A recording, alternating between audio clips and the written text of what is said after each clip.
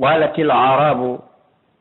yimɓe ɓen ka fulasoji, yimɓe ɓen ka burure, yimɓe ɓen ka dowri ka lentorirde pewi leydi kala heno mari ɗum. fi wiyama yimɓe ɓen ka fulasoji na en faamu tun ko fuuta woni ko fanda. hay Saudi hino mari ko wiyete kon arabe, ko kala leydi, ko kala nokkure ka tawata ɗon wona ka capital ko ɗon wiyete arabe. ɓe dari wiyama na men gomɗini ɓuulu wiɓe lamtu minu o gomɗinali taw, walakin sikoni ɓuulu wiya islamna men silmi kam men naatiɗina wonugol gomɗinɗo e wonugol julɗo na gotum ko piiji ɗiɗi sertuɗi. wiye tun on silmi taw on naati ka dina. o aya ɗo kadi ko jippi koyngol ɗoggorol wiyetengol bani asad heeɓi ɓe sattendeji ɗuuɗuɗi ɓe naati ka dina, kono tawi ɓe silma haqiqa tan ko saabu sattendeji ɗi naade ɓe ka dina. mutawafirina bi ahlihim wa dararihim wa ja'u ila nabi, ɓe ari kane laaɗo Allah on madina fi yoɓe heɓu immorde ɓural, yoɓe heɓu jawdi kono hoyri, yoɓe heɓu zakka, ɓe heɓa ko ɓe feƴƴinira alhaaliji maɓe. ɓe ari ɓe wine laaɗo menen kadi ɗo men gomɗini ko en gotum ko enen on. awa on sumaji Allah jippini o yeewi e on silmi kanko ɗo on gomɗinali taw nani min ɗo andi ko hombo gomɗini. ɓul wi ɓul haalanɓe lam tu'minu on gomɗinali, walakin ko woni ɓuulu wiye aslamna min silmi. ɓayi walamma yadkhulil iman, nde tawno iman on o naatali taw fi qulubikum ka ɓerɗe mon. iman on ari haaka kundule mo on, ko ɗum waɗi si wi ɗon la ilaha illallahu muhammadu rasulullahi sallallahu alayhi wa sallam, kono iman on fe ƴalka hunduko yehi ka ɓerɗe taw. jonno wa intoti ullah son ɗoptiki Allah wa rasula wenelaɗo makko on la yallitikum o ɗuytan taw min amalikum immorde golle mum moƴƴeɗen shay'an hay hunde. inna allah no allah gafurun ko yafotoɗo rahimun ko yurmeteɗo. innamal mu'minuna hande no gomɗinɓe ɓen alladina ko ɓen amanu billahi, gomɗinɓe Allah wa rasuli, gomɗin nelaɗo makko on. goo summa lam yartabu, reftuɓe sikkitaki, wa jahadu ɓe tinnori ɓe amwalihim jawle maɓɓe ɗen wa anfusihim e wonkiji maɓɓe ɗen fi sabilillah, fi ɓantu ko lawdina Allah kan. ulaika ɓeɗo homo sadiquna, ko ɓe ɗon gonguɓe ɓen. ɓoli wi ato allimuna Allah, kere on faala andinde Allah ɓe dinigum dina mo, on faala wolande Allah dina kon ka ɓerɗe mon. wallahu ko Allah ya'lamu woni ko andi, woni anduɗo ma fi samat kon konka kammuli, wa ma fil ardi kon konka leydi. wallahu Allah bi kulli shay'in, kala hunde alimun ko anduɗo. yamunnuna alayka, ɓeno mantanoma an aslamu fi ɓe silmi. qul halanɓe la tamunnu alayya, wataw mantanola islamakum silmande mon, balis ko woni Allah Allah yamunnu alaykum, o moƴƴike e moɗon an hadakum lil iman, si tawi woni o fewni on e laawol iman, go are ko kanko moƴƴi e mo. in kuntum so laati ke sadiqina, ko gonga mo. inna allah ande no Allah ya'lamu, himo ande ghaiba samawati, ko wirni konka kammuli, wal ardi e ka leydi. wallahu Allah subhanahu wa ta'ala basirun, ko sutiɗo bima ta'amaluna, e ko wonɗon gollude kon fo muɗum dendangal kanko Allah teɗo to ɗum himo suti. suratu qaf makkiyatun, bismillahir rahmanir rahim. qaf yuqalu huwa jabalun azimun, ɗum ko fello jano molanago huɓutugo aduna on, howgo aduna Allah on ha tulɓiti kelet. no qaf on hoyira noon ko noon fello ngon hoyira aduna on tumbi e nder kun toɓɓum kun qaf on hoyi ɗon, kun woɓɓe go wi'iri noon. aw isharatun ila qudratillah, ma ko sappagol tun faade mango Allah subhanahu wa ta'ala. no wi'e kadi o qaf ko huɗande nde Allah teti to ɗon huuɗi. wal qur'anil majid, ala daali o wondiri nde qur'anare teddude. bal sikoni ajibuɓe hawiki an ja'um fino arɓe mundirun, wajotoɗo min hum jaaɗe e maɓɓe. fa qala al kafiruna, hefeɗaɓe inni hada ɗum ɗo shay'un, ko hunde ajibun hawnide. wi'ugol ayda mitina e yoosi men maayi, wa kunna men laati ka turaban bumbulaydi, ko min immintinteɓe. awa hayfi ɗum waɗa e dalika ɗum radio ba'idum, ko immintinande woɗɗunde. ala daal kadi alimna, gomɗi meɗen andi ma tan usul ardu, ko leydi ndin ɗuytata ko min hum e maɓɓe. bimana Allah daal meɗen andi embre ko leydi ndi ñamata kon e maɓɓe, ko leydi ndi ñamata kon tebbeli maɓɓe ɗin e ƴiye maɓɓe ɗen, kala ko ndi ɗuytata e maɓɓe, kolle ko ndi ñaami e maɓɓe, meɗen andi ɗum. ɗum fo muɗum hino windi ka lawhil mahfuz. wa indana heno ko amen ga kitabun, deftere hafizun hunjinde embre leyɓi maɓɓe ɗin, embre ƴiye maɓɓe ɗen, embre poids kilogramme ko ɓe pesata kon. mbalit koni kaddabuɓe fenni tumbil haqqi gonga, kallamma ja'ahum, tumande ka ari ɓe, fahum kamɓe fi amrin, ɓe ni e nder sikkitare marijin, ha ɓe yani e nder sikke ɗen. ɓe woni e nder sikkitagol, ko ɗum woni fi gonga kan ha yani e nder sikke ɗen, ay dalalin majjere, wa yuqalu multabisun, bimana sikkitagol. ɓe woni e nder majjere woɗɗitinde, ɓe woni e sikkitagol ha yani e nder sikke ɗen, ko ɗum amrin marijin. afalam yanzuru e ɓe yaali la sama e faade ɗi kammuli fawgam sengo dow maɓɓe kayfa banaynaha ko honno men mahiri ɗi wa zayyannaha men cuɗiri ɗi wa mala alanaɗi min furujin immorde ceeku wuwo ka ɓurdi ala ka fekki ala ɓey al ɗum wal arda e ndi leydi madadanaha men fontidi walgayna men feri fiya e mayri rawasiya penɗe pelle wa ambatana min fuɗɗini fiya e mayri min kulle zawjin immorde kala noneji bahiji labaɗi ɓeyi ali ɗum tabsira tan ɗum ɗo ko tasa kuye yo wa zicra e waaju ɗi kulli abdin wonande kala jiyaɗo munibin tuubo rutto wa nazzalna men jippini min assamai min ittika sama ma andiya mubarakan hebbinaɗan barki fa ambatana men fuɗɗiniri bihi saabu majjan jannatin gesele wa habbal hasidi e gadde soñeteɗe won nakla e tamaroje baase ɓatin ɓantiɗe towɗe laha kal un nabidun hiɗe mari dimɗe cinkodirɗe laha no waɗanɗe kanje tamaroje ɗen ko ɗum woni e kal un dimɗe nabidun cinkodirɗe bi mana hara hino ɓattodiri ɓe yiyali ɗum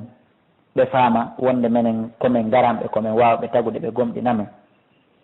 risqan ɗum ɗo fof ko arskelil ibade wonande jiyaɓɓen hunde ɗo naati ko Allah ittira koye o naati ko malaikaɓe ɓen ittira koye waw hayna men wayni wa ahyayna min wurnitiri bi sabuɗa ndiyam balde tan leydi may tan yorunondi no ndi leydi wurnitiri ni ndi yoori ndi hekkiɗi ndi wonti loope ɓaawa ko ndi yoruno ndi woni nduggu kadalika al khuruju ko ni kadi woni yaltugol moɗon ngol iwa ka gaɓuroji kadabat fen ni gablam ko adiɓe ɗowmo nuhni yimɓe annabi nuhu ɓen ɓe fennino Allah subhanahu wa ta'ala wa ashabu rassi e yimɓe rassi ɓe ashabu rassi arrassu bi'run duna al-yamama wa hum qawmu shu'aibun kadabu shu'aiban ashabul aikati e ashabu rassi ɓe ɗo fof ko yimɓe annabi shu'aib alayhi salatu wassalam ɓe fenni annabi shu'aib wa samuda e samudankoɓe ɓen wa adun e adinkoɓe ɓen wa fir'aun e fir'auna wa ikhwanu lutin e musidɓe lutu ɓen wa ashabul aikati e ashabul aikati ɗum ɗo fo e muɗum hani ko yimɓe annabi shu'aib ɓen ko bimana al aika ko burure marde leɗɗe foore moƴƴa noon ko nde wiyete al aika wa qawmu tubba in e yimɓe tubba i ɓen en jangino fi oɗo nanen tubba e kana malikun hamir ko lanɗo boɗejo wa kana laati ismu inde makko nde ko asadu bun malkil karb koni woni inde makko nde wa kaniyatu in jammore makko nde mo mari jammore wiyetende ko woni abou karb wa summiya taba'an o wirama taba li kasrati taba e saabu ɗuɗugol jokkuɓe mo ɓen wa kana rajulan musliman ko gorko julɗo wonawa annabajo de ko gorko julɗo donc oɗo hari ko waɗi ko wajotono ɗo yimɓe makko ɓen ɓeɗo fof muɗum yeddino kullum ɓeɗo fof kaddaba rusula ɓe fennini laɓɓen fa haɓɓa jippi wa iɗi kamba e maɓɓe joni noon afa ina e ronkinayi men bil halqil awwali e ronkinno men tagu aranu ngu ronkinano men ko noon kadi woni ronkinta men tagu sakkitoru ngu bals koni hum ɓe fi labsin ɓe woni e nder sikkitare min halqin immorde tagu jadidin hesugo immintinede nden ɗum ɗon ɓe sikkitike ɗum ɗon ɓe hoolaki si ɗum feƴƴi Allah daali wala gad halaqna al insana gom ɗi men tagi neɗɗo o wona alam meɗen andi ma tuwaswisu bihi nafsuhu ko wonki makko kin soyin sinata kon nder ton o fokkita wadde ko moƴƴi wonki kin soyin sinamo taw waɗu meɗen andi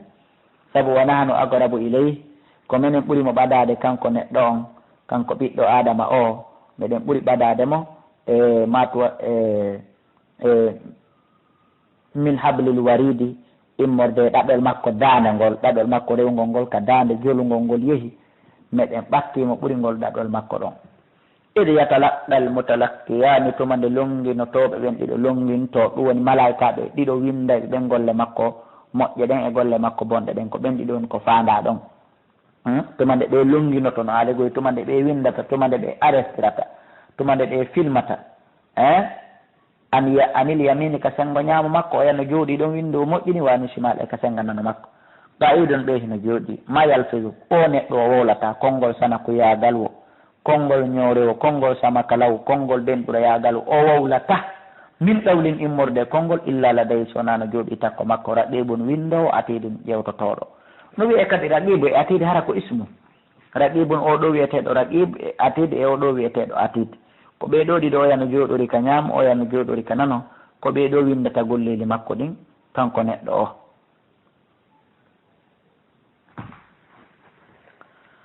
Allah daali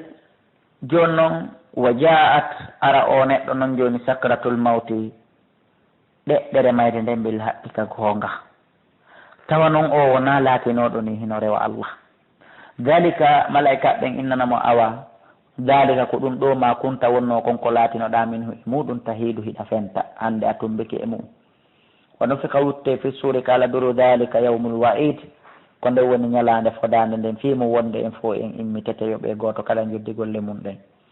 wa ja'at ara kullu nafsin kala wonki maaha hara hino wonde makki sa egun soggo woki wa shahidin e seeditotoɗo e hoore makki woni malaika ɓe lagad kunta o wiyane gomɗi a laatinoke fi gaflatin hiɗa nder welsindare moƴƴa noon min haaga fi gollal ngonga al dargal hande noon fa kashafna min hunci min itti an ka e maɗa ghita'aka kala ko suddanima wirnani ma kon min ñorti fop fa basaruka guite maɗen al yawma hande hadidum hiɗe weeli ƴemɗe yiyay ko wirnidi ko hande ayi ay yiite ayi ay aljanna ayi ay malaika ayi ay jinna tawi ɗum ɗo fof hino suddanima hande fof min ñorti guite maɗen yiyay ɗum no weliri wa qala qarinuhu ɗimmojo makko on wiya malaikajo aynunoɗo mo on winndi golle makko ɗen hada ma ladayya atid Allah min ko ɗum ɗo woni ko tawa kamɓe mana ko ɗum ɗo min mi windi e golle makko ɗen ndaare tawi koko boni wona ko naɓata aljanna Allah dala alqiya fere mo fi jahannama ka nder yite jahannama kamɓe ɗiɗo malaika ɓe woni ko fanda ɗon alqiya mi mana ko rakibu e atid nange mo fero ɗon mo ko ɗum woni ka nder yite jahannama qala qarinu ay katibuhu alladhi yaktubu hasanatihi wa yuqalu alladhi yaktubu sayyi'atihi ɓeɗo windaynoɓe golleli makko moƴƴi ɗin e bonɗi ɗin mbi mana raqibu e atidi toujours ɓenna min ko ɗum ɗo woni ka an ɗo atidun hino tawa Allah dala fere mo fi jahannama ka nder fere ka nder jahannama kulla kaffarin ko ɗum woni kala hewɗo yeddugol lan kala yedduɗo lan fere mo ka nder yiite anidin saliɗo jaɓugol gonga kam manna in haɗaynoɗo lil hayri moƴƴere mu'tadin jaggutuɗo muribin sikkitiɗo gonga kam alladi on jaala waɗuɗoma allahi wondude Allah ilaha reweteɗo akara goɗɗo goo fa alqiyahu feremo fil adabi shadide ka nder yiite sattuge ka nder lette tiiɗuɗe qala qarinuhu ɗimmojo makko on inna rabbana joomi amen ma tugaytu min mi bewinalimo de ɗum ɗo ko ɗimmojo makko mo wuuridi on ka aduna ni wona ɗimmojo makko bi mana malaikaji on komo wuuridi on ni ka aduna rabbana joomi amen ma tugaytuhu min mi bewinalimo de ay ma ajaltuhu bil kitaba wa ma katabtu alayhi ma lam yaqul wa ma lam yaf'al wa hada ba'da ma yaqulu al-kafiru ya rabbi kataba ala hada al-maliki kataba alayya hada al-malak ma lam aqul wa ma lam af'al be mana ko kanko malaikajo aynunoɗo mo on tigiri woni ko wiyata ɗum wona ɗimmojo makko ko ɗimmojo makko malaikajo windaynoɗo golle makko ɗen on ko woni ko wolantamo ɗum ɗo andi ɓawo kanko aden kefere on o sumi ka nder yiite o inna Allah o malaikajo mo halfinoɗa yo windu o windi komi wowlali o windi komi huwali o taƴa fenade o liɓa e hoore malaikajo on fi yo ɓeydu nambade ɓay Allah no andi malaika ɓen yeddata Allah on say noon qala ɓarini o ɗimmojo makko windaynoɗo inna rabbana joomi amen ma to gaytu mi bewi naali mo safe mi windali ko huwali walakin son kana o laatike fi dalalin e nder majjere bayidin woɗɗitine ɗala Allah dala la taktasimu ladayya mi wota on yeddodir ka an ɗo wa qad qaddamtu ilaykum gomɗimi ardini faade mon bil wa'idi kamba ma yubaddalu qawlu konngol wattitatake ladayya ka an ɗo wa ma ana mi wonali bi zallamin toñowo lil abidi wonande jiyaɓe ɓen yawma naqulu ñande mi wiyanoyta li jahannama yite jahannama halim tala ti taw sa heewi par ce que Allah no foti nge heeway mo inni la amla anna jahannama wallahi mi hebbina yite jahannama o lando to nge singe heewi wa taqulu nge lando Allah hal min mazid taw sino woodi ko ɓeydire heeteraɓe moɓe liɓe o lando nge goyno taw sino woodi ko ɓeydire heeferaɓe moɓe liɓe ko noon heeferaɓe ɓen fof lannirte moɓe liɓe ha lanna Allah landoge singi heewi nge inna hal min mazid ɓe inni en ka hadise selluɗo Allah ƴetta koyngal makko ngal o ukka e nder yiite ngen hande kadi nge inna gattu awa heewi heeƴi hawri joni ko be nge wiya heewi madama kanko Allah huuɗi musidɓe julɓe reeno ɗen o andi ɓay jag ko ɓe yiite jahannama heewa so en watta liili si woni yeehi ha koye koyngal Allah ngal ukke nder ton fiyo nge heewu on andi haray ɗum ɗo holli marɗo bakkatun ko kum fan ɗo heddaki si wona ɗum koyngal Allah ngal ukkatake no woodi jogiiɗo bakkatungo ko raɓɓiɗi wo reno ɗen bakkatu wona manan ko nani bakkatu wona ko yoɓete pellet accedetake e ɗi bakkatuji ma ɗo tawata Allah ko koyngal mum ngal ƴettata ukkaka yiite fiyo nge heewu donc ndeno ɗum waɗe o tawa jogiiɗo fili fili bakkatum woni lutta Allah subhanahu wa ta'ala on dala wa uzlifatil jannatu aljanna batteli banne lil muttaqina wonande huloɓe Allah ɓen wayra bayidin wuri harama ka woɗɗi ɓe seffata ha e hunde ko busugol tun ka dargal ka justement on waɗi ɗon tawna teppere nden naada ka nder aljanna ko aro ha hewta ɓanna escalier ji ɗin ɓe innani haga ko ɗum ɗo ma tu adunan ko foda ɗon kon le kulli awwabin kala hewnoɗo tubugo rutto kanna hafizu reninoɓe waɗgol piiji harmuɗi ɗin man khashiya arrahmana kala on hulɗo joni mum hulɗo Allah bil ghaibi ka wirni wa jaa o ardi ka andoɓe qalbin munibin e ɓernde hisude e ko wiyete kon shirku Allah wiyana ɓe udkhulu ha naate ka aljanna bi salamin wondude ɓuttu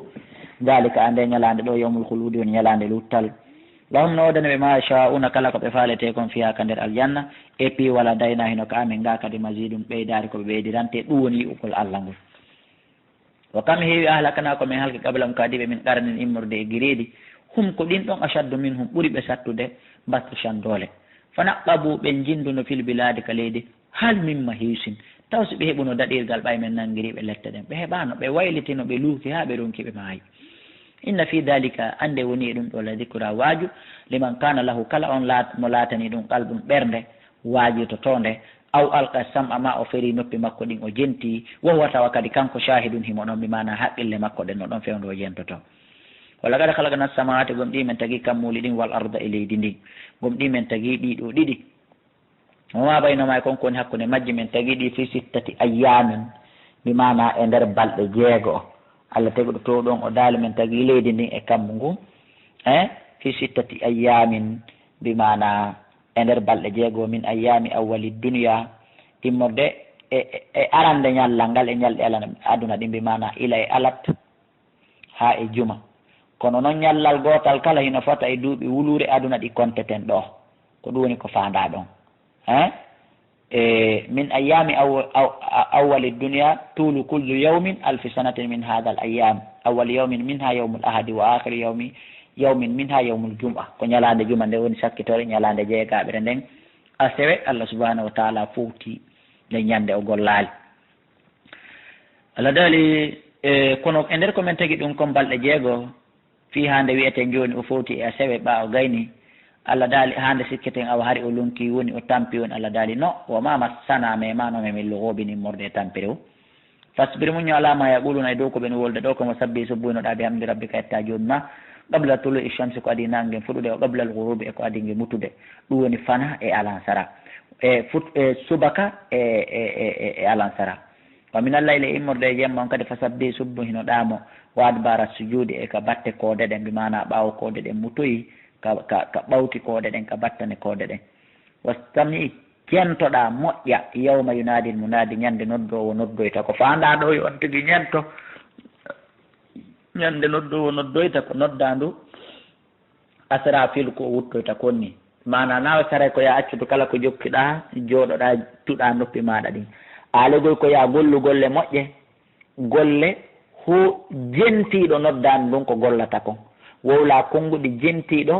noddandu ɗum ko wolata ko mbimana golla golle moƴƴe wowla konnguɗi moƴƴi ko hooliɗo ñandego o noddete o noto e yeeso Allah ko o wolata kon ko ɗum woni ko fanda ɗo immorde e noddandu min makkani immorde e nokkure qaribin ɓattinde ko fanda qaribin ɓattinde ko ɓa goto kala nanira e hito wuttando asrafil ɗum wasi ko kamɓe ɗiɗo darudi ko ɗum woni ko fanda yawma yasmauna soyhata ñande ɓe nanoyi ha cangombil haqqika gonga e faame dalika nden ñalande yawmul khuruji woni yaltugol iwaka gaburuji nano minen nahno kominen tigui nohoyi woni ko wurnata o no miitu kominen ko warata ɓayleyna ko faade kamen almasir woni ruttorde nden yawma tashaqqaqul ardu ñande leydi ndin seekoy to anhum e gaye mabɓe sirahan e seekagol dalika ɗum ɗon hashrun ko moɓuturu alayna ka amen ga yasirun newindu weɗndu fundu mettana amen fi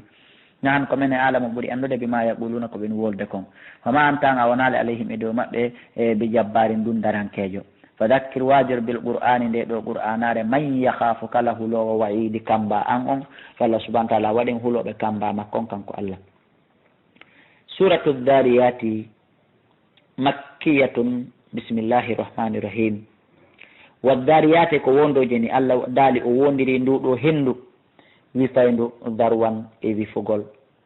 falhamilati o wondiri ɓeɗo malaikaɓe rondiɓe duule ɗen wiqran e toɓoyil teddudil ko woni nder ton kon fal jariyati o wondiri ko ɗum woni ɓeɗo malaikaɓe doginayɓe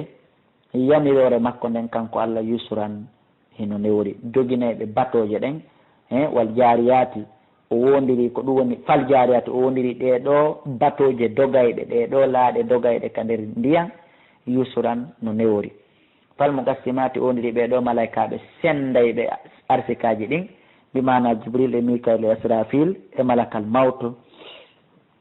o wondiri ɓeɗo malaikaɓe amran e fiyake makko kanko Allah e yamirore makko kanko Allah o wondiri ɓeɗo malaikaɓe sendayɓe piiji duwaɗi sendedi ɗin e yamirore makko ayyukusimuna baynal ibadi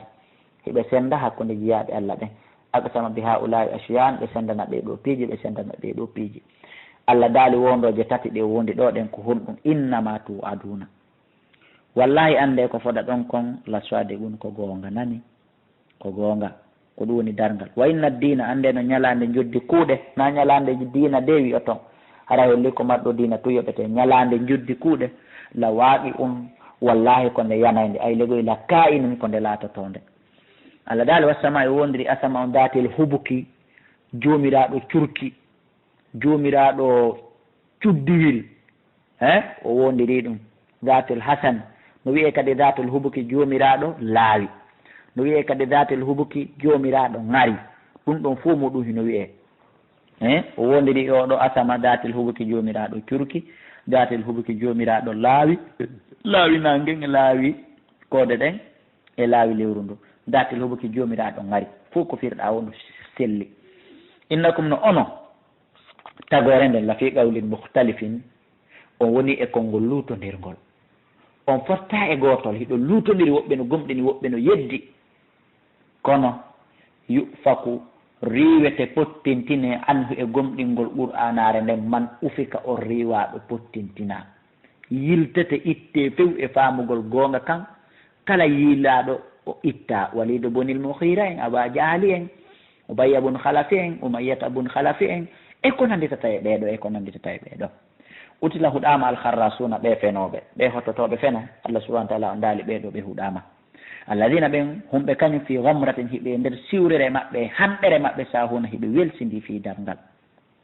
yasaluna hiɓe lando ayyana yawmuddin ko ndetuman ñalande darngal ha lamɓe yawma hum nden ñalande maɓɓe alannaari a tawa hiɓe kahori yite yuftanuna hiɓe fitine koɓe hawjiri nden hara ɓe wiyane duuɓu dekke fitnatakum fitina mo hada alladi ko oɗo woni o kuntum mo laatino ɗon mbihi muɗum tasta'jiluna hiɗon hawjira ka ɗum innal muttaqina nden huloɓe Allah ɓen fi jannatin ɓe wona e nder aljannaji o uyunine candi akhidina koɓe nangoɓe koɓe hettoɓe koɓe ƴettoɓe ma atahum rabbuhum ko joni maɓɓe jonniɓe ton kon e joddiji innam no kamɓe kanoɓe laatiki ko waɗi ɗum qabla dalika ko adi ñalande dargal musinin hay koɓe moƴƴinɓe golle woni moƴƴinoɓe kanoɓe laatinoke hino ɗo noon ko wiyete ko moƴƴinkol kanoɓe laatinoke no jeeya gikkuji maɓɓe moƴƴiɗin laatiɓe laatinoke dalilan hino fan ko gongel ni min allayli immorde jemma on ma yaha ja'un wonno koɓe waloto kon ɓe ɗano jakay andi ko ɗum ɗo woni go'o e moƴƴingol ko naadata aljanna waalugol juulugol jemma waalugol janngugol jemma no fanɗi e jemma on koɓe walotoɓe ɗano en faami ka go'o wa bil ashari bimbi on peeto kadi hum kamɓe yastahfirun hiɓe insino hiɓe waɗa adkar hiɓe juula ɗiɗi wa fi amwalihim hino ka nder jawle maɓɓe kadi haqqun geɓal andangal lissa'ili wonande toroftoɓe ɓen wal mahrumi e horminiɓe e toragol ɓen wonde ko kamɓe jeeyi ɗum ɗo donc ko ɗum ɗon jikkuji maɓɓe ɗin si ɗum feƴƴi wa fil ardi hino ka leydi ayatun mandeji mawlanaɗi lil muqinina wonande holotoɓe wa fi anfusikum mandeji ɗin hino e hoore mon onon tigui son taskike e wonkeji mon ɗin tigui on yeey mande hollude goto yagal Allah ngal e mbawdi Allah ndi afala tubsiruna ono on ala yiide ɗi min do miɗo yi'ude ɗi wa fi sama'i hino ka sama rizqukum arske mon on ko ton iwrata ara wa ma tu'aduna e ko foɗa ɗon kon kadi kala lette ɗum kadi ko ton iwrata ara fof ko ton boni moƴƴi fa rabbi sama'i Allah dal mi wondiri asama on wal ardi e leydi ndin kanko huɗoto o wondira kala ko faala an a wondirta si wonamo kanko inna ono nde qur'anare la haqqun kone gonga misla ma annakum wano woniri ni sifal onon tante ɓunan ɗon yewta wano woniri ni ɗon wawi wolde ɗon hooli ɗon yewta ko ni qur'an woniri gonga hala dali hal ataka tawsi arima hadith dayfi ibrahima yewtere fi hoɓɓe annabi ibrahima almukramina teddinaɓe ɓe o e arali hala dali awa jento إذ دخلوا تما نبناتنا عليه كما كانكو إبراهيم فقالوا إني سلاما جمع كسيه كو عندي نقول غدنا تاي سودو سالمينالي قال أجابوا سلام جمع كسيه مودو غنون كادي كومني بمنكرون فايتني كو عندي نقول مو سالمينيما kiwrando islam an kadi ko ya rutto e makko ɓuri mum ma awa yeru mu'um bete heña ɓa o tolniɓe o werniɓe faraha o natani o yahi o oñi o yahi ila ahli faade kaɓe ngone makko ne faja o ɓornoyi o addi ɓijiɗi ngaari samini fayni molanadi o addi wandingol e goɗɗo koye teddiniri hoɓɓi mum saabu hirsal ngol ɓe ɓandal ngol ɓe ñameteji tedduɗi wona wardugol ɓe haala wil tun e hollugol ɓe guddan e hollugol ɓe no fesa menen hikka ko rema ko moƴƴale menen hikka ngeymu mum ala wonu wa'a hara nayi on tigi naato e hollugol ɗum hoɓɓe makko ɓen ɗum defa sa'a ɓanna fagarrabo ilayhim o ɓanni ɗum takko maɓɓe kono ko malaika ɓe ñamata ala wiɓe ala takuluna e on ñamata ɓe ñamali fa awjasa o huli minhum e maɓɓe o suuɗi e maɓɓe khifatan kulol o soƴi kulol seeɗa e maɓɓe suuɗi ɓe wiɓe andi o huuli qalɓe ni la takhafta hur ɓe haalanimo noon mission maɓɓe ko addi ɓe taw ɓe adoranimo ɓay ɓe yii o hettini fi hoɓɓe ɓen wa basharuhu ɓe weltinirimo taw ɓe gulamin o heɓay ɓiɗɗo